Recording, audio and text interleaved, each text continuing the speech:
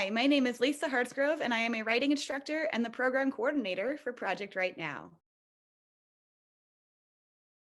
I am teaching the Just Critique class that runs on Thursdays from 7:15 to 9:15 p.m. This class was actually born from generative writing. I love generating new writing. It's one of my favorite joys about writing is getting started. But what I noticed was happening with my students is that we were generating so much new work that we didn't know what to do with it now that it exists. We started it, here it is. What do we do next?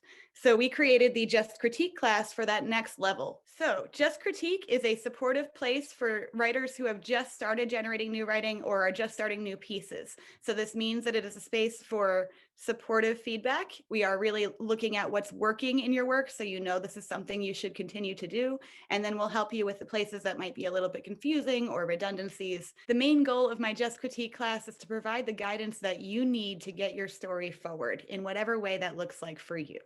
So join me on Thursday nights for Just Critique.